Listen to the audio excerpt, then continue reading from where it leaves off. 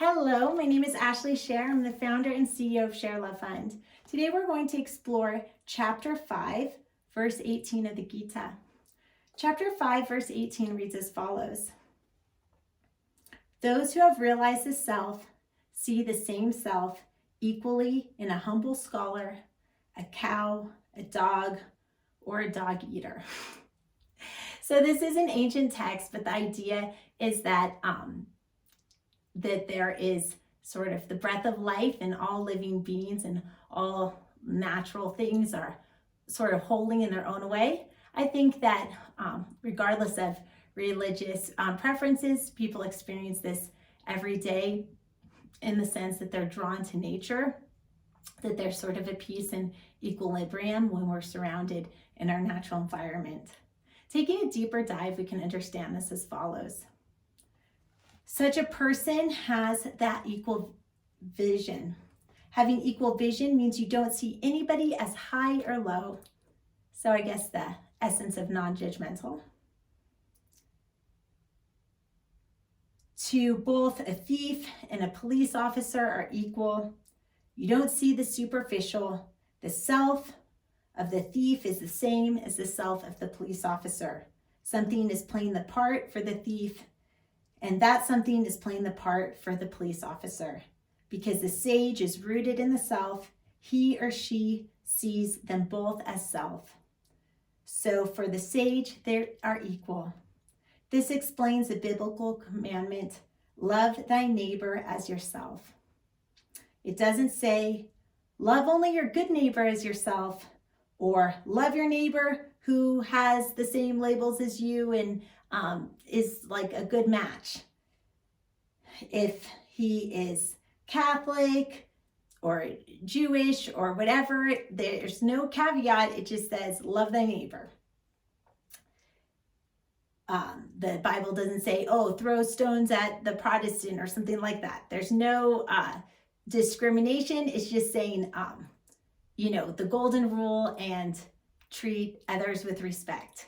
So we can free ourselves from the burden of judgment. And with that, feel liberated in being able to love thy neighbor.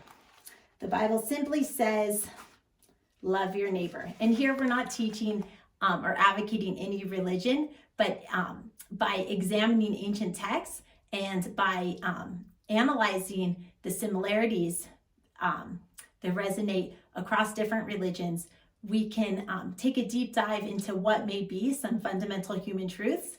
I don't have the answer. I'm just, on this crazy journey of life, just like everyone else, trying to figure it out as I go along.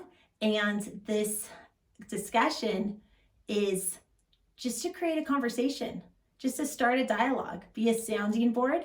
And the best answer will be what you come up with for you, because we all have different needs, and sometimes sharing thoughts kind of sparks your own great idea that serves you.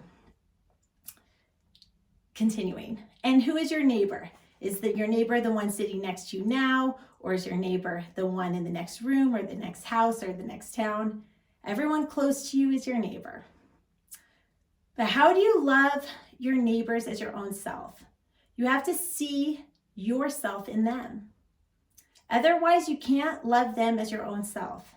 How can you see yourself in another if you don't even know yourself? That's why they often say in counseling and things like that the best way to have a loving relationship with someone, if you're in an intimate relationship, is to first love yourself. That people who experience self-loathing have a hard time being in positive relationships with others.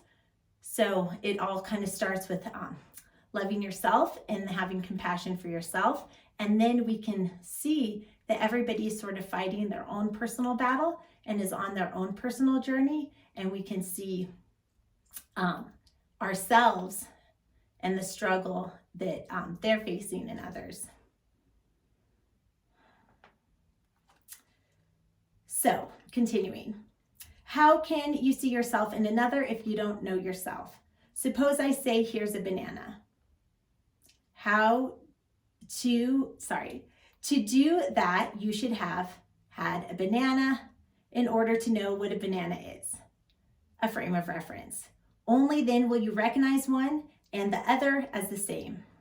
If you don't know what a banana is, you can't say that this is the same as the other, and that I love this as I love the banana. So basically, loving yourself or knowing yourself becomes a frame of reference to connect with others in humanity. It all starts within. It's easier to kind of run around and buy stuff and take a pill or sign up for something as a quick fix. Nobody really profits off of you being your own best friend. So that's just not going to get touted enough. But sometimes they say the best things in life are free. And the cool thing about getting to know you is that you're accessible to yourself 24/7. And so this is a great way to connect that doesn't depend on anyone else's time frame. And that journey can alleviate anxiety because you can participate in it on your own time frame.